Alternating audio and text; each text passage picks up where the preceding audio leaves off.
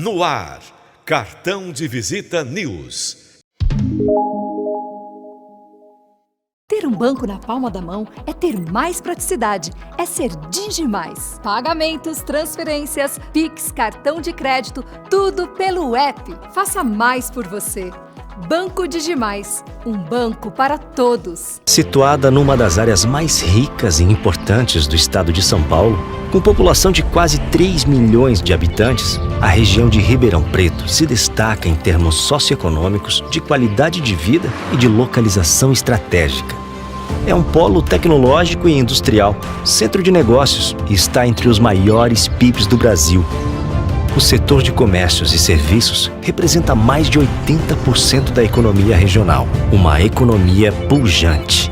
Além disso, a região tem forte presença no agronegócio. É referência em saúde, ensino, pesquisa, cultura, empreendedorismo e inovação.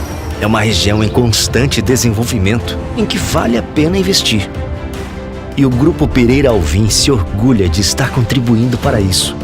Com sede em Ribeirão Preto, o Grupo Pereira Alvim conta com 29 anos de credibilidade, atuando também em toda a região no setor da construção civil, hotelaria, gastronomia, espaços de negócios e eventos.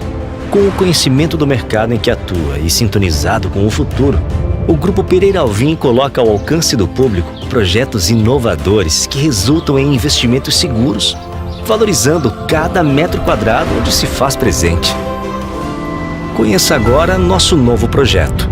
Tendência mundial e um novo conceito de compras, os outlets são excelentes oportunidades para grandes marcas venderem seus produtos diretamente ao público com preços acessíveis. Nesse contexto de transformação, o Grupo Pereira Alvim apresenta o primeiro e único outlet da região, Santa Maria Outlet.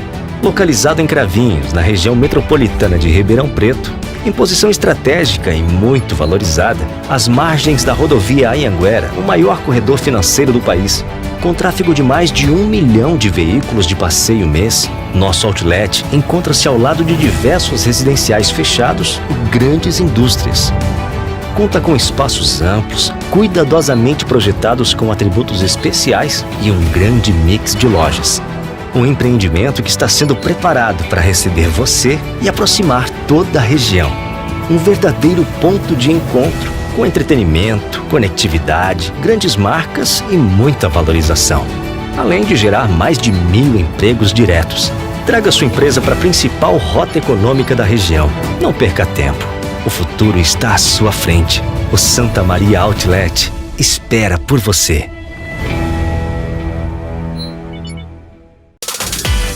Precisa fazer mais pelo seu negócio? A Soucred Mais é o parceiro certo para ajudar as pequenas empresas. Tudo de forma rápida e simples. Quer fortalecer o caixa? Peça seu microcrédito direto pelo aplicativo. Você também pode antecipar recebíveis. E ainda tem a linha especial de capital de giro para quem é MEI. Para ser grande, tenha um parceiro que faça mais por você. Soucred Mais. Baixe o app agora.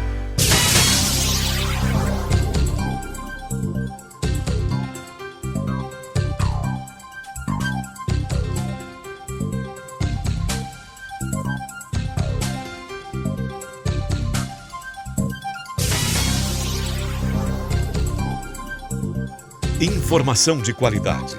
Jornalismo profissional. Entrevistas exclusivas. Cartão de Visita News.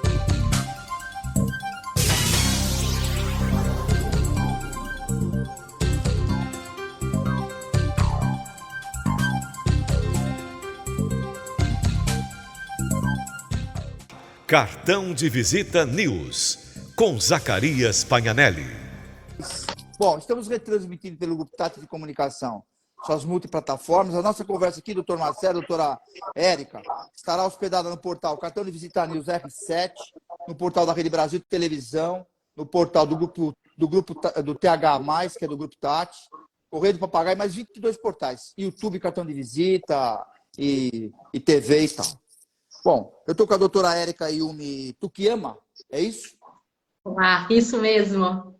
tem um currículo desse tamanho, que não dá nem para ler, que vai estar hospedado no portal e a gente vai falar durante. O doutor Marcelo Santos, que eu falei no início, que é advogado consultor tributário, e não é como eu disse no início, não é um assunto novo, mas com essa questão desses novos tempos, da política e tudo mais, agora tudo é novo, né? Estão querendo tudo e agora talvez seja o celeiro de vocês, né? Que eu acho que agora é a hora de entrar mais em cena, né? Então, assim, vocês queriam falar alguma coisa a respeito já para dar uma abertura ou eu já posso começar a perguntar? Pode ficar à vontade. Zacarias, eu gostaria de agradecer, né? Eu gostaria de agradecer primeiramente o espaço, a oportunidade, né? De estar falando desse assunto. A gente gostaria de aproveitar essa oportunidade para desmistificar um pouco esse assunto da questão de offshore, né? Porque a offshore ela acabou ficando muito ligada à lavagem de dinheiro, a operações irregulares, e offshore não é isso, né? Então é isso que a gente ter essa oportunidade de falar um pouco, né? Explicar um pouco sobre isso, o que é offshore, qual que é o objetivo dela, né? O que está por trás de uma offshore, e entrando nas questões tributárias, né? Que hoje a gente tem, já existe a tributação, e agora tem uma medida provisória para começar a vigorar a partir de 2024, trazendo um novo regime de tributação para as offshores. Então, eu acho que esse espaço é muito importante, né, dado por você, para a gente poder falar sobre isso para o público, né, explicar um pouco, falar mais, esclarecer esse aspecto, né? Bom, eu também queria falar o seguinte aqui, que a doutora Érica é especializada em modelagem de negócio, reorganizações societárias, projeto de estruturação. Eu não sei, esse olhinho que fica, eu sempre falei, né? Esse olhinho que fica focando o tempo todo aí, gosta de estudar, hein? Bom, deixa eu fazer uma pergunta. A realidade, aqui tem uma realidade, não é normal, mas aqui nesse assunto, que é um assunto muito específico, houve uma produção e a gente tem que eu vou te perguntar algumas coisas que até a gente está aqui para aprender também, né? Então, assim, não sei quais são as principais diferenças entre investir no exterior, que isso é uma coisa que a gente já havia falado, com pessoa física, e investir no meio de uma estrutura offshore. Isso vem do que o doutor Marcelo comentou aí. E realmente o offshore precisa demitificar, porque para todo mundo é uma coisa irregular, é uma gambiarra, e a gente precisa explicar isso direitinho.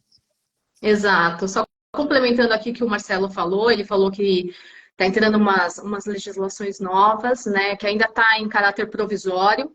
Essa medida provisória ela precisa ser convertida em lei para valer, de fato, né, a partir do ano que vem.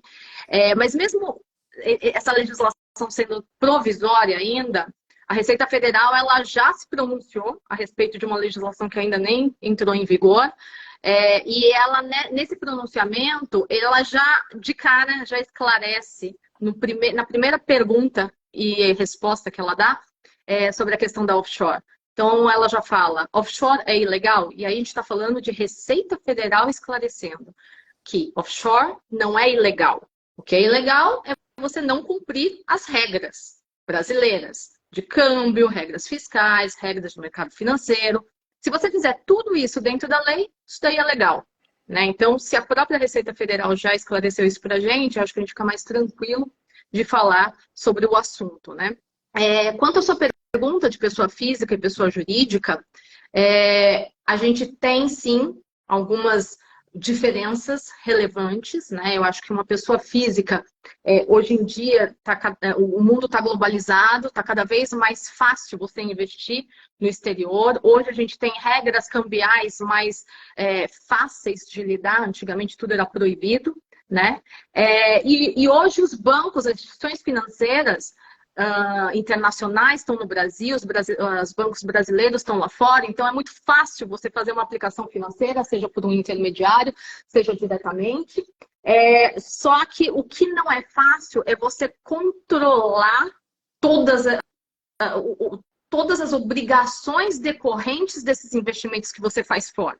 Né? Então, você faz aplicações financeiras, investe em fundos, investe em trusts, investe em empresas lá fora, E isso tem uma burocracia, que a gente chama de tax compliance, e que, a depender do investimento que você tem obrigações a serem feitas em bases mensais. Então, se você tem aplicações financeiras, resgata uma aplicação para reinvestir, isso para o fisco brasileiro já é fato gerador de imposto e já te traz uma série de obrigações que você precisa cumprir. Às vezes a pessoa física investindo nem sabe disso, ou às vezes ela sabe, mas ela não dá conta do dia a dia. Então, uma das coisas, Marcelo pode ir me complementando conforme eu vou falando, porque são várias diferenças, né? E acho que assim, Zacarias, a principal, assim, vamos dizer, a principal diferença entre investir no exterior como física e por meio de uma offshore, quando você investe pela física, né, os investimentos estão em nome dela, né, então estão sujeitos às regulamentações fiscais do país de residência dela, né, e ela tem a tributação na pessoa física dela diretamente nesses investimentos, né, nessas aplicações feitas. Quando a gente já investe por meio de uma estrutura offshore, isso tem uma criação de uma entidade jurídica lá fora, que é a offshore. Né? E aí vai em linha do que a Érica falou. Aí muda essa questão em relação ao tax compliance que você tem que cumprir. Né? Então, muitas vezes, quem passa a ter esses investimentos, os investimentos passam a ser em nome da offshore. Então, as aplicações financeiras, eventualmente imóveis, passam a ser em nome dela. E isso pode trazer tanto um tax compliance mais fácil de ser cumprido, né, pela pessoa física brasileira, né, assim como pode trazer mais segurança. Depois a Érica com certeza vai entrar nesses detalhes e falar em relação, dar alguns exemplos no exterior, até em relação a imóveis, responsabilidade civil, né, em alguns países, entre você ter isso na pessoa física e ter isso numa offshore. Então, esses são os aspectos. Acho que a principal diferença é essa, né? Você tem, numa situação, a pessoa física é a dona dos investimentos, na outra, a dona dos investimentos é essa entidade jurídica que você criou, essa offshore. Bom, exatamente. Eu fiz um comentário, também não quero ser deselegante, né? Falei do currículo da doutora Érica, mas o doutor Marcelo também tem um currículo extenso aqui, que isso também estará hospedado. Para vocês entenderem, já foi auditor, né? Então, você imagine, trabalha numa multinacional então também estará hospedado em todos os portais, principalmente no cartão de visita News R7. Deixa eu fazer outra pergunta aqui também, que tá aqui no caminho. Quais são as estratégias disponíveis para minimizar a carga tributária em investimentos no exterior, dentro dos limites legais? Aliás, primeiro, antes que você responda, qual é o projeto de vocês hoje nessa questão? Eu inclusive não quero falar dia e data aqui, mas que as pessoas pesquisem, né? Que entrem no Instagram, porque vai estar tudo lá, o Instagram do doutor e da doutora, para poder ver os eventos que eles estão fazendo, orientações, cursos que eles estão dando relacionado a essas questões. Então, é importante entrar no Instagram e pesquisar. Porque se eu der data aqui, nós não sabemos que isso estará hospedado nos portais. Se eu der uma data, isso também vai para a televisão. Depois, aí qual é o que eu quero explicar? Que amanhã eu quero repetir esse programa até pelo conteúdo, eu vou ter problema de edição. Aí. Então, sim, se as pessoas tiverem interesse em saber os cursos que vão acontecer, os encontros que vão acontecer, os networks que eles vão fazer agora com os empresários e tal, vai estar tudo no Instagram deles, é só vocês entrarem. Pode continuar, doutor, você só lembra da pergunta? Desculpa te interromper. Não, eu acho que existem várias formas de você minimizar a carga tributária. Acho que o primeiro instrumento que a gente tem disponível, mas isso depende de onde você está fazendo o investimento lá fora, são os tratados para evitar a dupla tributação, né? Esses tratados, eles trazem regras ou para você compensar o imposto que foi pago no outro país. Então, você paga imposto no Brasil, mas compensa impostos pagos no exterior, né?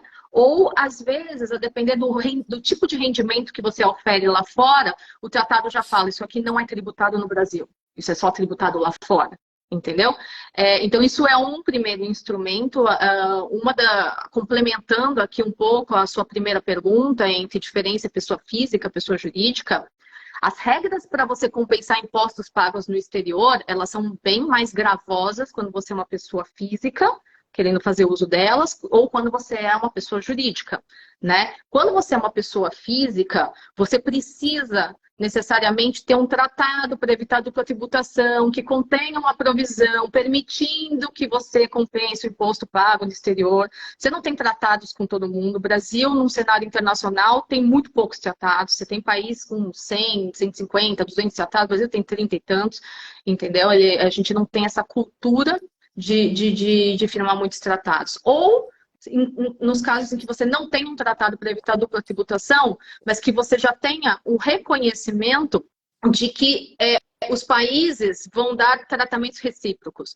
Então, vamos supor, Estados Unidos. Estados Unidos diz que o imposto pago no Brasil é compensável nos Estados Unidos. Então, o Brasil dá a reciprocidade, entendeu? Então, são poucos os países em que você tem isso expressamente, em outros casos você tem que comprovar. Então, essas regras, existem tratados, existem regras domésticas e existem também estruturações lícitas que você pode fazer, que é exatamente isso que a gente estava conversando antes, de você constituir empresas fora, e não necessariamente essas empresas que você faz fora é só para fins fiscais, né? A gente tem muita gente que a gente vê que faz uma empresa lá fora por outras questões, né? Eu tenho muitos investimentos, eu tenho empresas lá fora, eu preciso de alguma jurisdição onde eu possa consolidar todos esses investimentos, coloco gente dentro dessas empresas para fazer a gestão disso e a consolidação dos resultados, né? Então,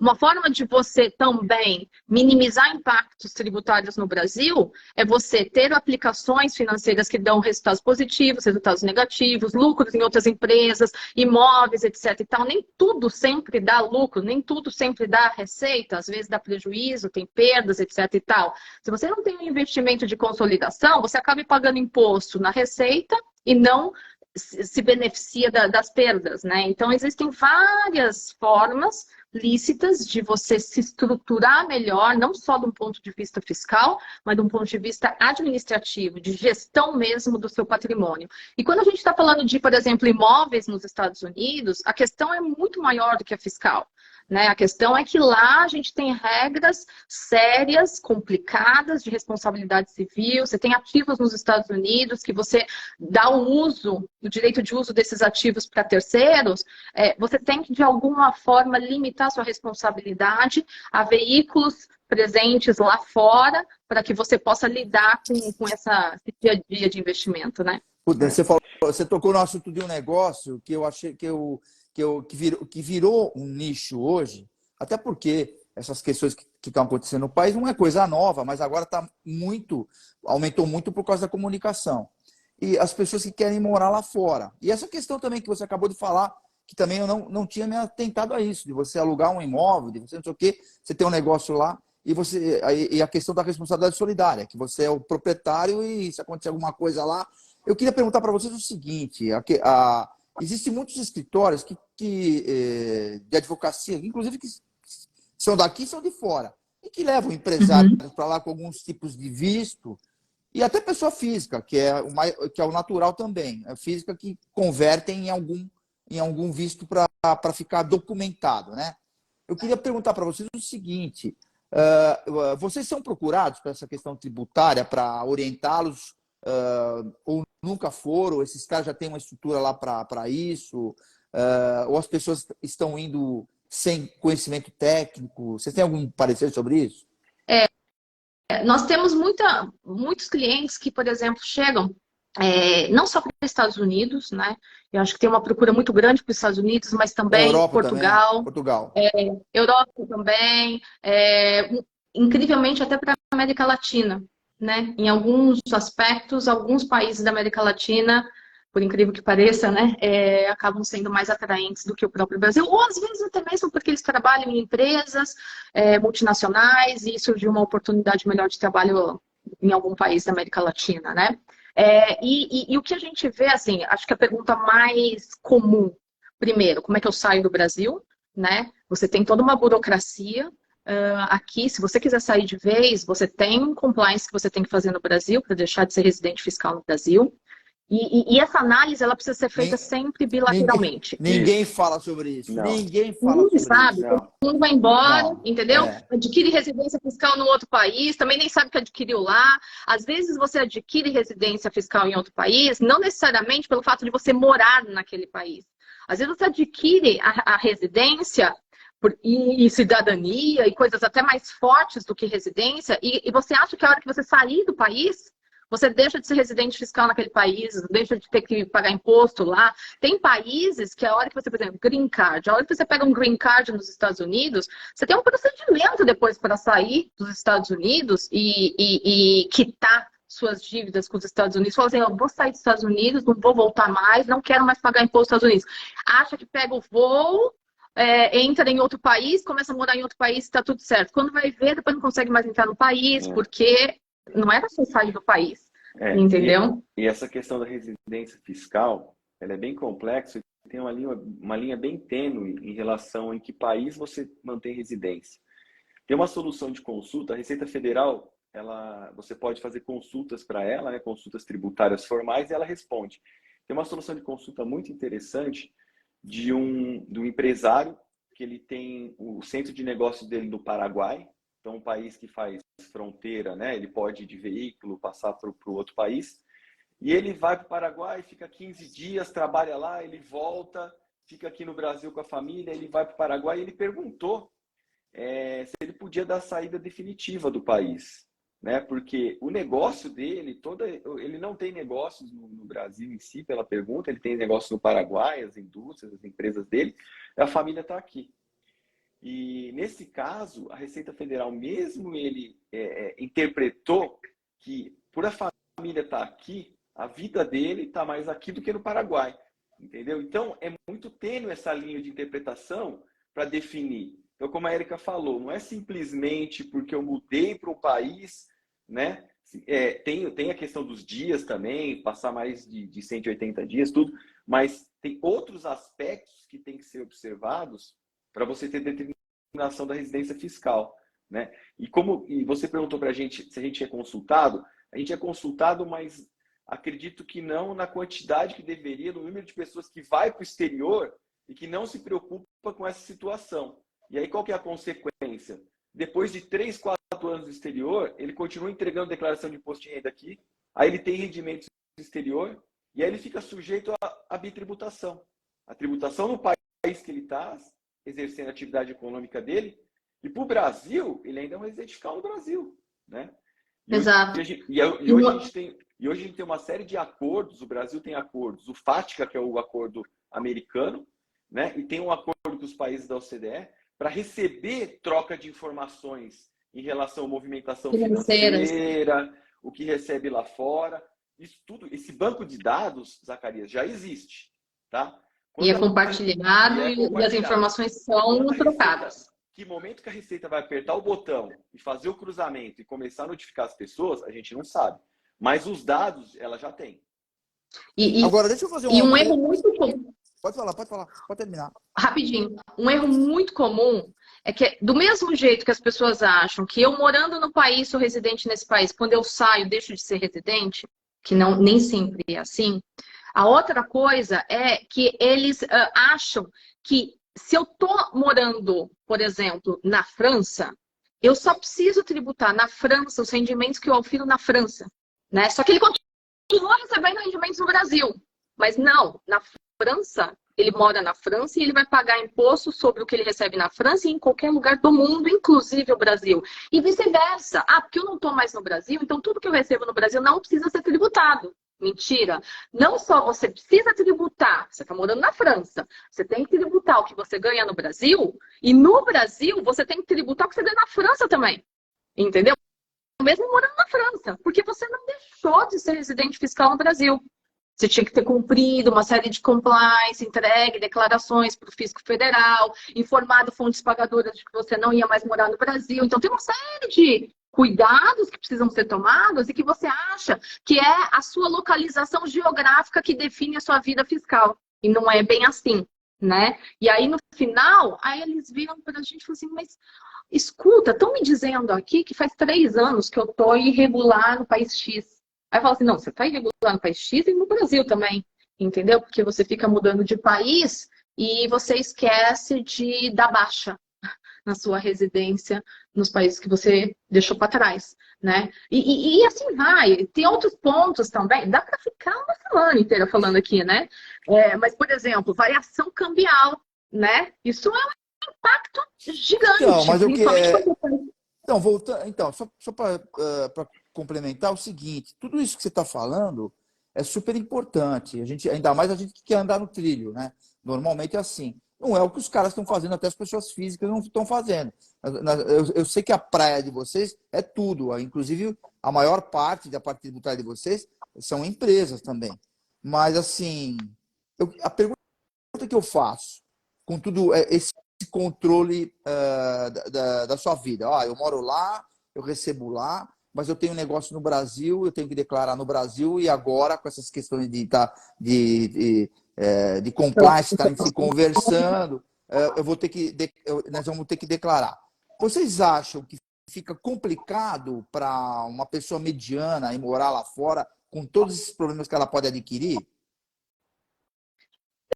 Eu acho que não é complicado, eu acho que você só precisa falar com as pessoas certas, né? Nos Estados Unidos, por exemplo, essas questões fiscais não precisam ser necessariamente tratadas com um advogado, porque a consultoria jurídica nos Estados Unidos é muito cara.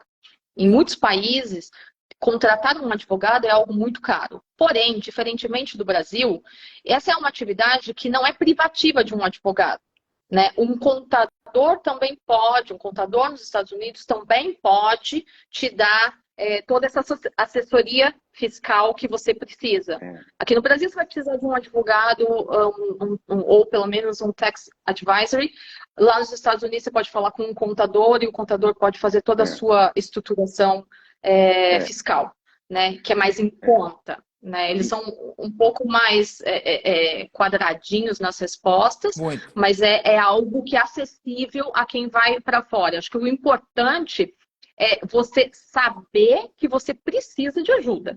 As pessoas simplesmente mudam. As pessoas simplesmente decidem que querem brincar, aquilo vira o sonho de consumo deles, eles viram a vida de ponta cabeça para conseguir um negócio que talvez não seja o que vai resolver a vida deles e que pode ser o grande pesadelo no futuro, né? Então, assim, eu me mudo, depois eu vejo o que faz, né? E se você fizer um planejamento prévio, dá para fazer isso com muita tranquilidade. Eric, eu acho que hoje no Brasil também a gente tem alguns escritórios de contabilidade, não são muitos, mas a gente tem alguns escritórios que já estão se especializando nesse aspecto também, Zacarias, porque o que acontece, né? Hoje a maioria das declarações de pessoas físicas, elas são feitas ou pelo próprio contribuinte, né? Mas na maioria das vezes pelos contadores, né? E a gente já tem visto um movimento de vários escritórios de contabilidade, a gente tem parceria com alguns, inclusive, e já estão preocupados com isso e têm orientado os seus clientes, né, os contribuintes, dessa situação, né? Então, com essa orientação, a gente já consegue resolver muitos problemas previamente. Só que tem alguns casos que o próprio contador que faz a declaração de imposto de renda de pessoa física fica sabendo depois disso. Né? Não tem essa informação também. Então, nem eles têm. É importante para as pessoas, né, terem essa consciência que tem que comunicar, ou se elas fazem a declaração de imposto de renda, que tem essa obrigação para não ter uma penalidade no futuro, né? Não ser surpreendida aí depois de alguns anos. Um dos maiores exemplos do que acontece, que a Erika falou, são as pessoas que vão para o exterior, mantêm imóvel aqui e recebem aluguel, né? Tá. Quando você vai para o exterior e você muda a residência fiscal, você tem que deixar um representante legal no país, e esse representante, ele tem que receber esse aluguel, e quando ele remete esse aluguel para você, ele tem uma retenção na fonte, tem um imposto sobre isso, né? Então, todo esse compliance, você vai acumulando isso ano a ano, e lembrando que a Receita tem sempre 5 anos para autuar, né, para fazer uma autuação, isso se transforma num valor, muitas vezes, um custo muito alto, né, que a pessoa, de repente, é surpreendida e não esperava por isso. Então, é legal a gente poder ter a oportunidade de conscientizar as pessoas que pretendem ir para o exterior, ou até aquelas que já foram, muitas vezes, e não se atentaram para isso, a gente buscar, né, para os casos das pessoas que ainda vão, a gente preventivamente fazer isso. E quem já foi, procurar o seu contador, procurar o seu advogado, para tentar remediar isso e tentar estancar, né, esse problema. Preventivamente, já aconteceu de vocês terem... resolveu o caso de alguém ou de muitas pessoas? Fora você ser preventivo. Vou ser preventivo, mas quando aconteceu, conseguiu resolver? Sim. Ou tá tudo... Sim. Conseguiu resolver? Sim. Principalmente gente que já tem essa experiência na pessoa jurídica, então, que tocam, são executivos ou que trabalham na área jurídica, contábil, financeira de uma empresa aqui no Brasil, eles levam esse mindset para a pessoa física também. Então, eles já sabem as perguntas que têm que ser feitas, os problemas que podem acontecer. Muita gente que muda de país e que já tem esse conhecimento prévio, eles já, antes de mudar, já ligam e falam assim, estou pensando em mudar daqui a um ano, e já começa a fazer todo um planejamento, até o momento, né? Qual é o melhor momento para eu deixar de ser residente fiscal aqui, em que momento eu vou adquirir residência fiscal lá, porque as regras, às vezes, elas podem ser conflitantes, as regras de residência daqui com as residências de lá. Então, você precisa fazer um planejamento, inclusive, temporal, entendeu? E aí tem muita gente que faz preventivamente. E eu acho que o que o Marcelo estava falando é uma conscientização das pessoas físicas em geral e também dos prestadores de serviço, porque como ele mesmo disse, não no preventivo, mas quando tem que remediar, muitos dos problemas, não é que as pessoas físicas também não consultaram, eles consultaram, e as pessoas que eles consultaram não sabiam fazer. A gente comentou muita coisa já que eu iria perguntar, mas vocês podem dizer assim, quais são os acordos internacionais que foram feitos, que estão já estão em evidência ou começam a vigorar, não? Sim. Quer falar, Marcelo? Eu falo. Para a troca de informações, né, a gente tem um acordo que é o CRS, né, o Common Report Standard, né, que contempla basicamente os países da OCDE, né, e o FATCA, que é o acordo com os Estados Unidos, né, que é a troca de informações entre o fisco brasileiro e o fisco americano. Para a troca de informações, esses são os dois principais acordos, né? E aí, para acordos de tributação... Para troca de informações financeiras. Troca de informações financeiras. Além disso, a gente ainda tem os tratados para evitar dupla tributação. Todos eles, normalmente, contêm cláusulas de troca de informações fiscais, né? E, nos casos, por exemplo, Brasil e Estados Unidos, tem um acordo específico de troca de informações fiscais. Então, assim, aquela cláusula que está dentro do contrato, do tratado para evitar dupla tributação, para trocar informação entre os fiscos, eles têm um acordo específico para fazer essa troca de informações. Existe alguma estratégia para isso? Para a gente, alguma estratégia disponível para minimizar essa carga tributária, não? Eu acho que a gente já comentou algumas estratégias disponíveis, né? Eu acho que a conscientização, tudo tem que ser feito customized, né? Que a gente fala caso a caso. Porque depende dos países envolvidos, depende se tem tratado, se não tem tratado, se eu posso ter regras para compensar imposto ou não, né? Se dá para eu abrir uma pessoa jurídica, porque não é abrir por abrir, ela tem que ter toda uma estrutura, uma substância, ela tem que ser uma empresa de verdade, né? Por que as offshores ficaram mal vistas? Né? Porque no passado, hoje, a maioria dos países já tem essa troca de informação, inclusive os chamados paraísos fiscais. O que são os paraísos fiscais? São países que tributam a renda, ou não tributam a renda, ou tributam de uma forma muito baixa. Então, esses países, né, Ilhas Virgens Britânicas, eles atraem essas empresas offshore porque você concentra ali os seus investimentos e você não tem uma tributação naquele país, né? Então, isso sempre foi muito utilizado, né? Então, essa estratégia de escolher uma jurisdição com baixa tributação sempre foi muito utilizada, né? E também países que não tinham uma transparência muito grande. Então, você tinha, por exemplo, né, Érico, o Panamá. O Panamá sempre foi um país em que você tinha fundações que não tinha uma transparência para você saber quem era verdadeiro. Não existia uma publicidade de quem era o dono da empresa. Uruguai então, isso, onde tem sócio Ações ao portador, ou então Portador, isso. ou você Então, chega na junta, não consegue saber quem é o dono.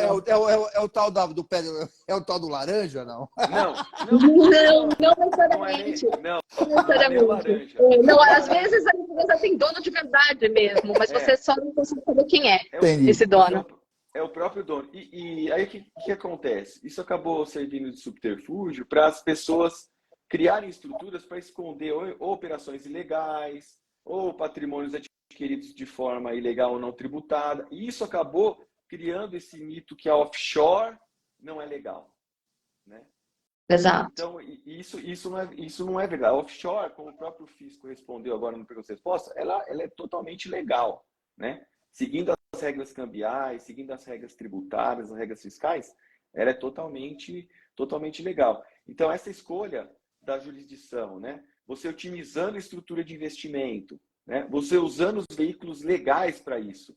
Então, holdings, trusts, né? O trust, a Érica pode explicar um pouquinho rapidamente sobre ele, mas era uma figura que o Brasil não reconhecia. A primeira vez que o Brasil foi reconhecer trust foi em 2016, quando teve uma lei que permitiu você regularizar. Quem tinha dinheiro lá fora não declarado, ele pôde pagar um imposto e regularizar isso. Aí foi a primeira vez que o fisco brasileiro se manifestou sobre o trust. E agora, nessa nova legislação, essa medida provisória, né, que se convertiria em lei entre vigor em 24, aí ele trouxe um capítulo sobre o trust mesmo. Conceituou o trust, como tratar esse trust. Acho que é interessante falar um pouquinho, né, Érica? Como destratar o trust, né? Na verdade, o trust ele é um instrumento de origem anglo-saxã, onde nos feudos o homem ia embora para a guerra, né? E aí ele entregava o patrimônio dele na mão de alguém que ele confiava, né? E se ele voltasse, ok, devolve, senão esse alguém passava a gerir o patrimônio para a família dele, né? E isso virou um instituto jurídico super utilizado no mundo inteiro, mas o Brasil não reconhece isso. Então, nas nossas normas civis, comerciais, a gente não sabe o que é isso, né? É algo alheio. Exato. Só que ele é um instrumento muito utilizado, inclusive por brasileiros, para proteção patrimonial, principalmente para sucessão patrimonial.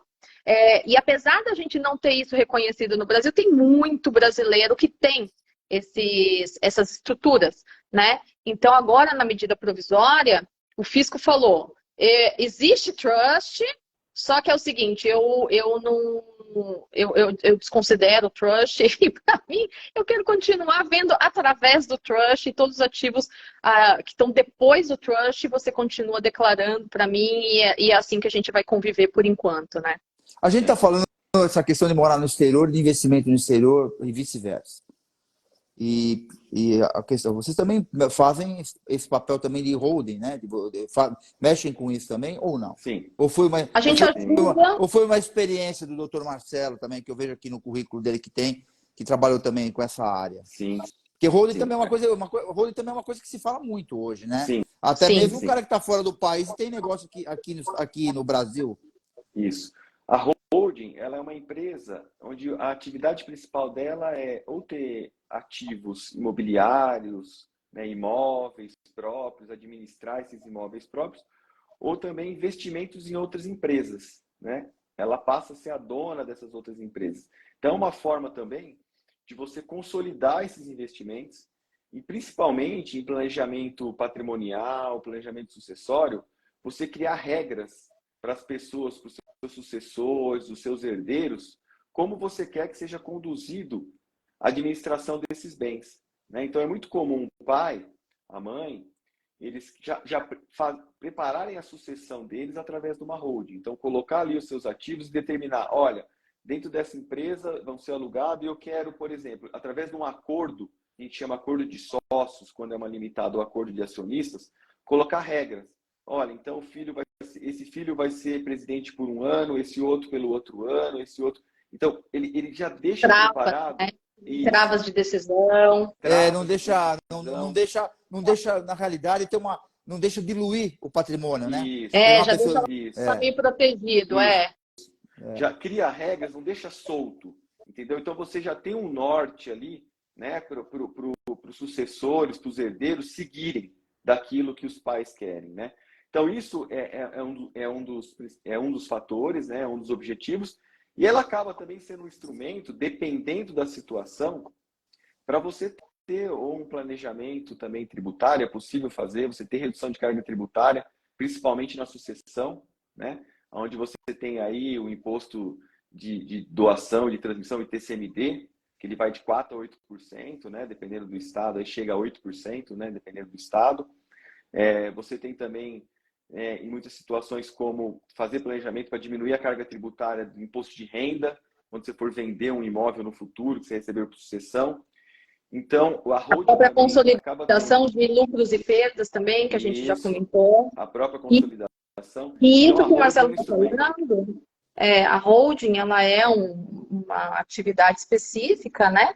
E que você pode constituir tanto no Brasil como no exterior, né? Então, a gente pode ajudar pessoas a constituir aqui, e lá fora a gente pode ajudar a coordenar os trabalhos de profissionais lá fora, que são eles que vão fazer. Nós não podemos fazer nada lá fora, mas nós podemos ajudar os brasileiros a contratá-los, a coordenar os trabalhos deles. É quase um trabalho de intérprete, né? Você vira e fala assim, olha, você vai abrir uma holding agora na Espanha, uma holding no próprio Estados Unidos, não sei onde você vai abrir a sua holding, eu te ajudo a analisar o melhor veículo, como que faz isso, como que a gente negocia todos os acordos e as cláusulas desses contratos que o Marcelo está falando, de contratos de sócio, contratos de shareholders agreements, o próprio contrato social da empresa, né? Eu acho que é a tradução, não a tradução do inglês para o português, também, tá? Mas é a tradução das regras de lá por uma linguagem que um brasileiro possa entender. Porque uma coisa que a gente fala muito o Brasil é bastante globalizado, é bastante internacionalizado, mas Brasil tem regra que só existe no Brasil, não existe em outro lugar, né? E a gente que está aqui em Brasil, a gente está acostumado com o jeitinho de ler a norma aqui e interpretar as normas de uma determinada forma. Quando você vai para fora, é tudo diferente. O pessoal que vem de fora para o Brasil sofre muito, porque fala assim, mas você não interpreta essa cláusula desse jeito? Eu falo assim, não, aqui no Brasil a gente interpreta diferente. Então, a lei da ação e reação, né? Se para eles é difícil, para a gente também é difícil quando a gente vai para fora. Então, essa tradução, a gente também consegue ajudar as pessoas, né? Para deixar o negócio... Para quem está nos assistindo, eu estou com o Dr. Marcelo Santos, ele é advogado consultor tributário, trabalha com a doutora Érica Yumi Tukiyama, que também aqui é especialidade... Aliás, eu queria saber essa especialidade em moda. Que é moda... Que moda é essa? Eu queria saber. Mas antes que você me responda... Né? Antes que você me responda, para ser bem breve, porque por causa do nosso tempo que estamos retransmitindo pelo Grupo TAP de Comunicação e suas multiplataformas, eu queria que vocês me falassem quais são os países que vocês têm essa relação que vocês estão mais atuando mais. Eu sei que Portugal, me parece que a parte jurídica é praticamente igual ao Brasil, mas quais são os países? Estados Unidos, Portugal, que você tem feito alguma coisa ou tem orientado, né, esse pessoal todo? Eu já faço internacionalização de negócios há quase 25 anos. Eu não queria falar que você já era comecei idosa. Com 5. Comecei com 5, estou há 25 fazendo isso. Ou seja, 95% da minha vida fazendo isso. O japonês não envelhece, vocês sabem disso. Ele não envelhece, o japonês. Ele dura mais de 100 anos, o japonês. Na verdade, eu tenho 60 anos, mas né, posso dizer que tenho menos, né? E aí, nesses 25 anos, eu fiz muita estruturação.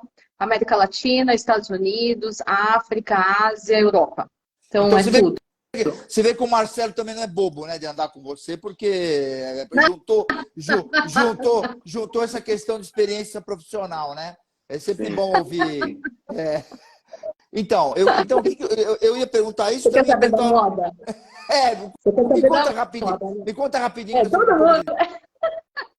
Na verdade, dentro desses meus processos de internacionalização, eu tinha algumas verticais, segmentos que eu atuava muito: infraestrutura, tecnologia, agribusiness e moda, né? é que a moda chama atenção, né? E dentro desse segmento de moda, na parte de vestuário, indústria têxtil, cosméticos, acessórios, né? Ajudei muita marca brasileira a ir para fora, marcas estrangeiras a entrar, ou nas reorganizações, tanto das marcas brasileiras, a gente fazia isso, marcas brasileiras hoje em dia tem muito ativo no exterior. Tem muita loja no exterior, fábrica no exterior, né? A moda brasileira é muito forte. E vice-versa, né? Então, as marcas estrangeiras, principalmente da Europa, que é muito forte esse negócio da moda, quando tinha que fazer uma reorganização no grupo, eles precisavam também da ajuda do brasileiro. E aí, por conta dessa minha atuação na moda, e também porque eu gosto muito de moda, eu comecei a investir nesse segmento, né? E dar aula, inclusive, em faculdades de moda. Né? Então, vai estar no seu currículo, vai estar na sua biografia, no seu currículo também aqui. Por isso que eu vi que está muito enfatizado isso aqui. Eu falei, eu queria entender hoje o direito da moda está se consolidando no mundo e no Brasil. É uma disciplina multidisciplinar, na verdade, né? Uma área multidisciplinar, onde a gente foca nos problemas específicos da moda. Cadeia de produção, supply chain, importação, exportação, questão de e-commerce, propriedade intelectual, proteção de design, proteção de coleção, contratos de influencers, e aí vai. E aí a gente junta a moda com tecnologia, que agora tem muita tecnologia na moda, e aí o negócio não termina, né? E tanto a moda como a tecnologia, ela anda muito rápido, e o direito anda muito devagar. Então, você imagina quantas discussões super interessantes a gente consegue ter nessa seara aí. Agora é o seguinte, você tem que ser bem... eu ia falar, doutor Marcelo, comenta quais são as questões desses encontros que vocês fazem, até para... participam quem? São empresários, são advogados que participam? Eu sei que vocês organizam alguns encontros, que eu comentei inicialmente. Tal. Então seria legal você falar, dar o seu endereço do Instagram para o pessoal, porque assim isso vai valendo um tempo todo, né? Para vocês, porque nós estamos já no final do nosso tempo. O meu endereço é @Marcelo Santos, tributarista, né? Esses encontros, a ideia são com empresários, né? Empresários que têm interesse em tirar suas dúvidas sobre investir no exterior, através da pessoa física, através do offshore, né? Então, normalmente são através de jantares ou palestras, né? Direcionadas sempre em parcerias com escritórios de advocacia, com empresas de investimento, né? Empresas que administram carteira de investimentos dos clientes, escritórios de advocacia também, né? Que reúnem esses empresários, onde o objetivo é esse, a gente demonstrar de uma forma prática. A ideia não é entrar em legislação, falar de lei, mas até em números mesmo, que é o que o empresário quer ver, a diferença prática entre fazer o investimento direto pela pessoa física, qual é a carga tributária? Fazer através de uma offshore, qual que é a carga tributária? Quais são as vantagens e desvantagens de uma forma ou de outra, né? Para que ele possa também, decidindo investir no exterior, fazer opção, né? Ter um conhecimento, uma noção, pelo menos básica, para tomar essa decisão. Se ele quer investir, investindo na pessoa física ou na pessoa jurídica, quais são as vantagens e desvantagens. E aproveitar também e falar um pouco de como é hoje e como, se a medida provisória for convertida em lei, como vai ficar a partir de 2024, né? Então, a gente tem, a semana que vem, 2 encontros, né? Nesse sentido. Vão estar divulgados no Instagram. Né? Tá. Isso, vão estar divulgados no Instagram, com esse objetivo. Doutora? Bom, meu Instagram é @ericatuquiama, com K, e é isso. Acho que no meu Instagram eu não sou tão ativa assim no Instagram quanto o Marcelo, mas eu acabo... Cada um na sua praia também, né? Cada um Exato. na sua praia. Alguém precisa trabalhar nessa história, né? Eu acabo postando depois que as coisas já aconteceram, né? Mas lá tem uma timeline de eventos também. Bom, mas isso vai estar divulgado nos portais, a gente eu devo estar retransmitindo também na frente. Estamos no grupo Tátil de Comunicação sobre multiplataformas. A nossa conversa aqui estará no cartão de visita News R7, no portal da Rede Brasil Televisão, no Correio do Papagaio do Sul de Minas, no TH+, do Grupo TAT, mais 22 portais no Brasil. Estará também no cartão de visita no YouTube. E eu vou fazer a última pergunta para os dois, vocês têm que ser muito breve nessa história. Para quem a doutora entrega o cartão de visita e para quem o doutor Marcelo entrega o cartão de visita, eu vou encerrar. Eu agradeço a elegância de vocês. Marcelo. Pode Pode começar. Olha, eu entrego para todos os empresários brasileiros, né? Na verdade, empreender no Brasil não é fácil, é muito difícil. São muitas dificuldades. Aqui a gente está falando de uma tributária, mas a gente tem econômica, a gente tem a trabalhista, a gente tem a cambial, tem uma série de fatores aí, né? Então, eu acho que em termos gerais, para os empresários brasileiros, a gente tem que entregar o cartão de visitas aí, né? Porque não é fácil empreender no Brasil, né? A gente sabe disso. Eu entrego meu cartão de visita a todos os investidores que quiserem fazer negócio no exterior e a todos os estrangeiros que quiserem fazer negócio aqui no Brasil. A moda está fortíssima. Vai ter que ter cartão de visita até... Bom, eu quero dizer para vocês assim, eu agradeço pelo conteúdo, que eu acho que é super importante. É um conteúdo que, inclusive, está muito em evidência hoje e vai permanecer por muito tempo, que é difícil achar advogados que são preocupados com isso, inclusive, e até que vocês fizeram comentários que eu nunca ouvi, que essas responsabilidades institucionais que acabam tendo problema aí. E eu quero dizer o seguinte também, que eu achei tão interessante, porque é tão pouco tempo, que nós voltaremos numa próxima, vamos marcar numa próxima, para a gente fazer uma produção bacana para poder voltar nesse assunto. E vamos ver se a gente consegue, em algum momento, talvez até cobrir esse evento, ou fazer alguma coisa, entrevistar pessoalmente vocês para comentar mais a respeito. Tá bom? Será um prazer. Será um prazer. Prazer, Carissa. Muito obrigado. Obrigada. Eu que agradeço vocês. Até mais. Obrigado. Tchau. Até mais. Tchau, tchau. Ter um banco na palma da mão é ter mais praticidade, é ser DigiMais. Pagamentos, transferências, Pix, cartão de crédito, tudo pelo app. Faça mais por você. Banco DigiMais, um banco para todos. Informação de qualidade. Jornalismo profissional. Entrevistas exclusivas. Cartão de Visita News. Precisa fazer mais pelo seu negócio? A Soucred Mais é o parceiro certo para ajudar as pequenas empresas. Tudo de forma rápida e simples. Quer fortalecer o caixa? Peça seu microcrédito direto pelo aplicativo. Você também pode antecipar recebíveis.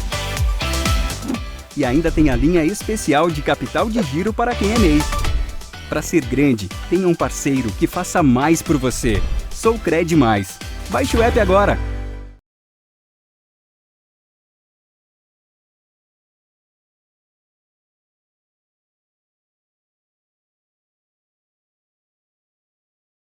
Ter um banco na palma da mão é ter mais praticidade, é ser DigiMais. Pagamentos, transferências, Pix, cartão de crédito, tudo pelo app. Faça mais por você. Banco DigiMais, um banco para todos.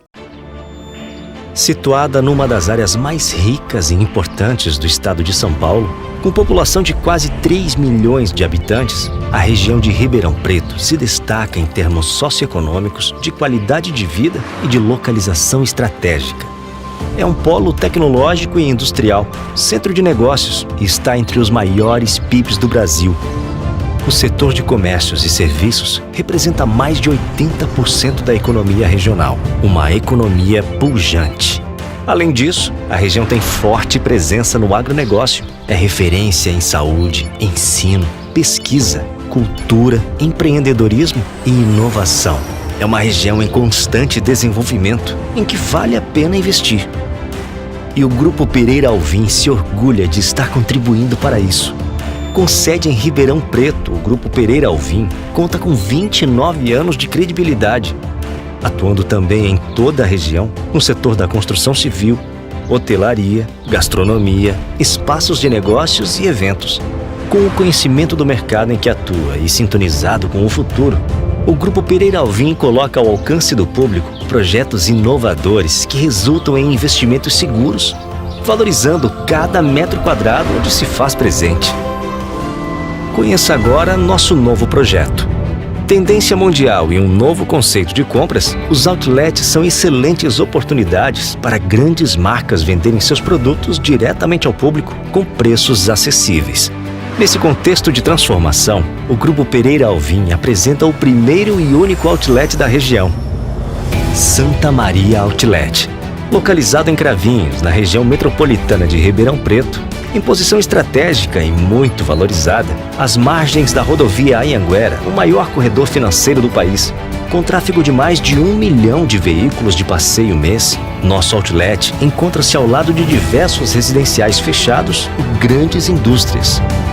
Conta com espaços amplos, cuidadosamente projetados com atributos especiais e um grande mix de lojas. Um empreendimento que está sendo preparado para receber você e aproximar toda a região. Um verdadeiro ponto de encontro, com entretenimento, conectividade, grandes marcas e muita valorização. Além de gerar mais de 1.000 empregos diretos. Traga sua empresa para a principal rota econômica da região. Não perca tempo. O futuro está à sua frente. O Santa Maria Outlet espera por você.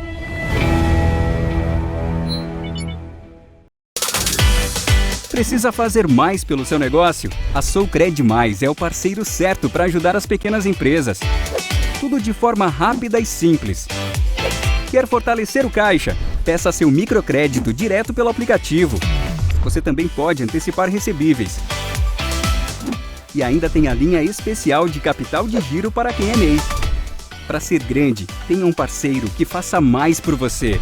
Soucred Mais. Baixe o app agora. Informação de qualidade, jornalismo profissional, entrevistas exclusivas. Cartão de Visita News.